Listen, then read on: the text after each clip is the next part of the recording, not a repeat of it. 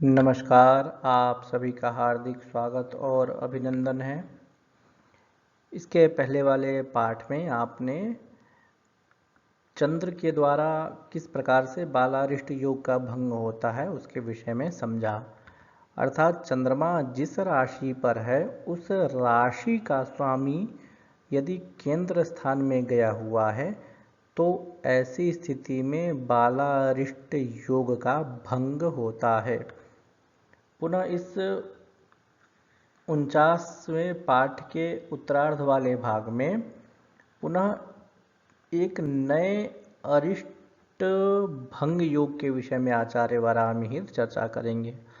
जैसा कि पहले ही कहा जा चुका है कि अनेक प्रकार के अरिष्ट होते हैं, तो ठीक उसी प्रकार से अनेक प्रकार के अरिष्ट भंग योग भी होते हैं। तो उन सभी को योगों को स्मरण रखना अत्यंत आवश्यक है जब भी हम अरिष्ट योग की चर्चा करेंगे। तो यदि किसी बालक की कुंडली में, किसी जातक की कुंडली में अरिष्ट योग का निर्माण हो रहा है तो अरिष्ट भंग योग का निर्माण हो रहा है अथवा नहीं हो रहा है, यह भी अवश्य ध्यान देना चाहिए।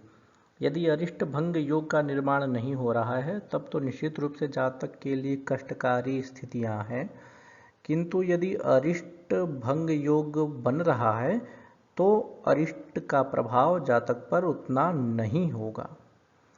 तो इस श्लोक को देखते हैं, इसके अन्वय, इसकी संस्कृत व्याख्या और हिंदी भावार्थ को समझने का प्रयास करते हैं। पापा यदि शुभवर्गे सौम्यैर्दृष्टाः शुभेशवर्गस्थैः निघ्नन्ति तदारिष्टं पतिं विरक्ता यथा युवतिः। इसका अन्वय आप देखें, यदि पापाः शुभवर्गे सौम्यैर्दृष्टाः शुभेशवर्गस्थैः तदा रिष्टं निघ्नन्ति पतिं यथा विरक्ता युवतिः रिष्टं पतिं निघ्नन्ति। इसकी आप संस्कृत व्याख्या देखें, यदि यदि पापाः अशुभाः शुभवर्गे शुभग्रहस्य वर्गे सौम्यैः शुभग्रहैः दृष्टाः अवलोकिताः शुभेशवर्गस्थैः शुभग्रहेशवर्गस्थैः तदा तदा रिष्टं कष्टं निघ्नन्ति नाशयति यथा यथा विरक्ता रहिता युवती स्त्री पतिं स्वामिनं निघ्नन्ति। यह हुई इसकी संस्कृत व्याख्या। अब इसके हिंदी भावार्थ को भी समझ लेते हैं। तो बालारिष्ट योग का प्रकरण इसके पूर्व वाले अध्याय में था, किंतु वर्तमान अध्याय जो चल रहा है वह है बालारिष्ट भंग अध्याय अथवा अरिष्ट भंगाध्याय, ऐसा कह सकते हैं। तो इस अरिष्ट भंगाध्याय में अनेक प्रकार के अरिष्ट भंगों की चर्चा आचार्य ने कर दी है। आपने उन सभी को समझ लिया हुआ है। यहाँ पर पुनः पाप ग्रह द्वारा किस प्रकार से अरिष्ट भंग होता है उसके विषय में चर्चा कर रहे हैं।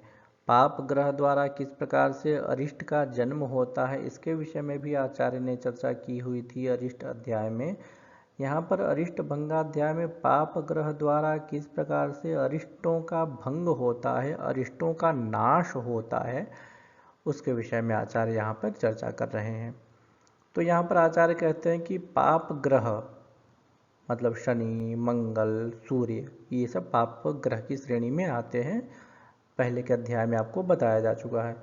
तो पाप ग्रह यदि शुभ ग्रह के वर्ग में हो, मतलब गृह में हो, दृष्काण में हो, नवमांश में हो, द्वादशांश में हो, त्रिंशांश में हो, मतलब शुभ ग्रहों का जो षडवर्ग बताया गया है उन षडवर्गों में शुभ ग्रहों के वर्ग में ये पाप ग्रह होने चाहिए और इन सभी के ऊपर शुभ ग्रह की दृष्टि होनी चाहिए।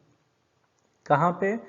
तो उसी वर्ग में यदि नवमांश में शुभ ग्रहों के वर्ग में पाप ग्रह स्थित है तो नवमांश कुंडली में ही शुभ ग्रह उस पाप ग्रह को देख रहा हो, मतलब किसी भी कुंडली में नवमांश, दृष्टांश, द्वादशांश इत्यादि जो भी हैं तो उनको वह देख रहा हो तो भी बालारिष्ट योग का परिहार हो जाता है। इसके पहले शुभ ग्रहों के द्वारा बालारिष्ट योग का परिहार के विषय में चर्चा की गई थी, किंतु यहाँ पर पाप ग्रह के द्वारा किस प्रकार से बालारिष्ट योग का परिहार होता है यह बताया गया है।